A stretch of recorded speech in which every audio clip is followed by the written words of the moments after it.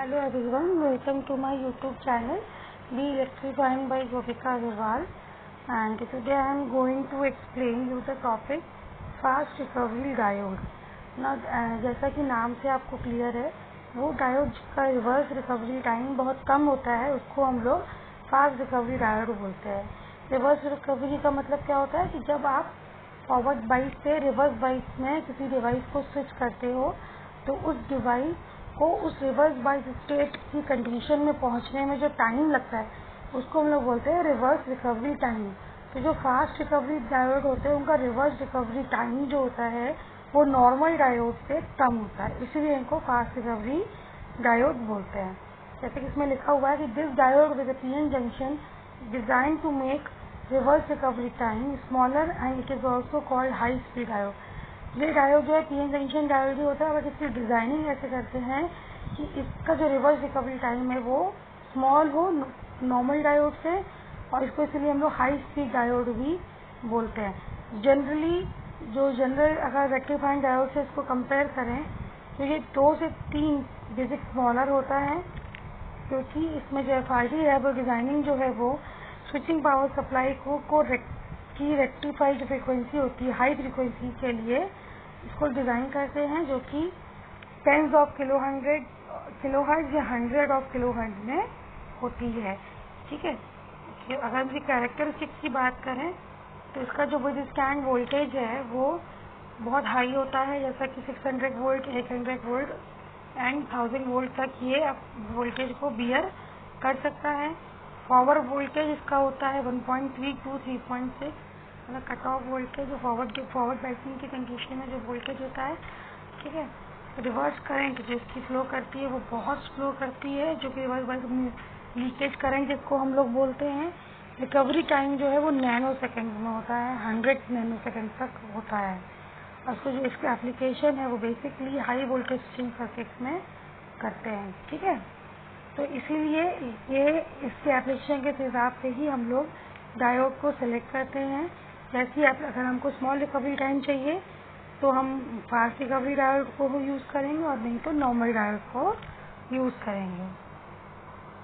और जितना reverse recovery time कम होगा उतना ही आपका वोल्टेज फॉरवर्ड वोल्टेज VF की वैल्यू बढ़ती चली जाती है। ठीक है, अगर इसके भी रिवर्स रिकवरी कैरेक्टर्स को देखें तो अगर आप ये डायग्राम ध्यान से देखें तो इसमें देखिए आप ये देखिए इसमें क्या है, जैसे ये फॉरवर्ड बाइस हमने किया, अगर हम अचानक से इसको रिवर्स बाइस कर दें, रिवर्स बाइस कंडीशन में क्या होना चाहिए, पी के सारे पॉजिटिव उसके बाद इकट्ठे हो जाए ऊपर एन, ये फॉरवर्ड बाइस का मतलब हो गया anode positive cathode negative, P positive N negative. देखिए आपका पी पॉजिटिव है और एन आपका नेगेटिव है। वही रिवर्स बाइस कंडीशन में पी आपका नेगेटिव है और एन आपका पॉजिटिव है। तो इस केस में आप देखिए जब नेगेटिव के पास सारे पॉजिटिव आयन और पॉजिटिव के पास सारे नेगेटिव आयन जो आपके जब अकोमोडेट होते हैं तो इसी को हम लोग बोलते हैं रिवर्स बाइस कंडीशन। तो उस केस में जो आपकी डिफ्यूजन लेयर है उसकी विड्थ बढ़ जाती है, और तो ये कंडीशन पहुंचने वाला कहने का सेंस ये है, इस कंडीशन से इस कंडीशन पे पहुंचने से मान लीजिए फॉरवर्ड बाइस आपने किया, करंट फ्लो कर रही है, फिर अचानक से आपने उसको रिवर्स बाइस कर दिया, तो ये कंडीशन को उसको अटेन करने के लिए जो टाइम लगता है उसको हम लोग बोलते हैं रिवर्स रिकवरी टाइम। देखिए जब आपने फॉरवर्ड बाइस किया तो कुछ करंट फ्लो कर रही थी, फिर आपने सडनली उसको रिवर्स बाइस किया, ये करंट ड्रॉप हुई और फिर वापस 0 पे आने में जो उसको टाइम लगा करंट को, वो हमारा क्या कहलाया, रिवर्स रिकवरी टाइम, 0 से लेके वापस 0 पे आने पर।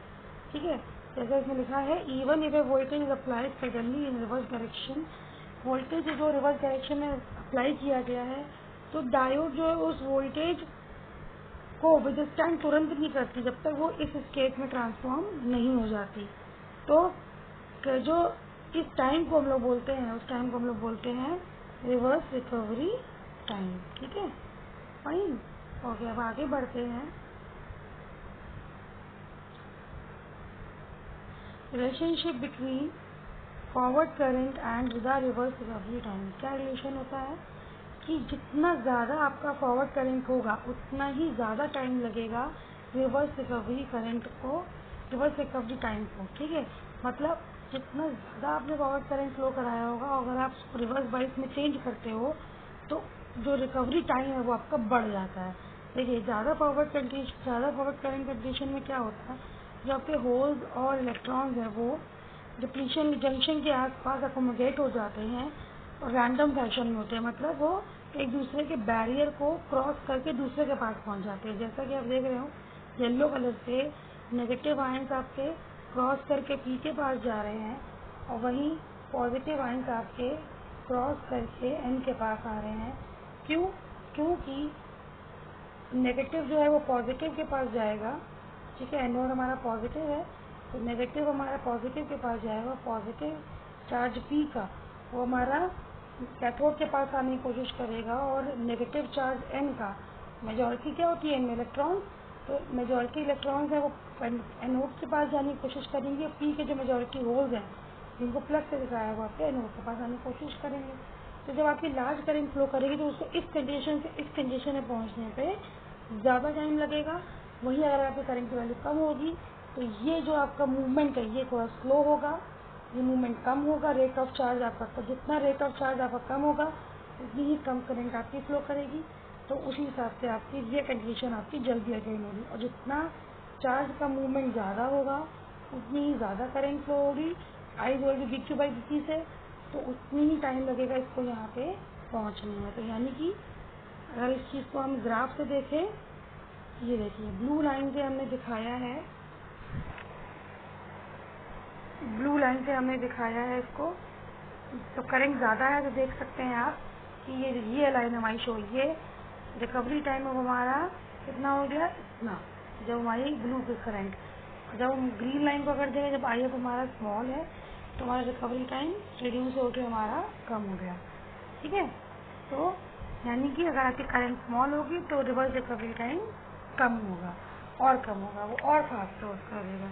अब रिकवरी भी दो तरीके की होती है, एक सॉफ्ट रिकवरी, एक हार्ड रिकवरी। ये जो एग्जांपल था आपका सॉफ्ट रिकवरी, क्यों? क्योंकि करंट इसमें आपकी ग्रेजुअली जीरो हो रही है, ठीक है, ग्रेजुअली जीरो हो रही है, तो इसको हम लोग बोलते हैं सॉफ्ट रिकवरी, ठीक है। जब रिकवरी करंट जब अचानक से रिकवरी हो जाती है तो उसको हम लोग बोलते हैं हार्ड रिकवरी। जैसे कि ये हुआ और ये सीधे रैंप सिग्नल पकड़ के स्ट्रेट लाइन के फॉर्म में ऊपर चली गई, ग्रेजुअली एक जंप मारा और सीधे आपकी ऊपर चली गई इस तरीके से, ठीक है।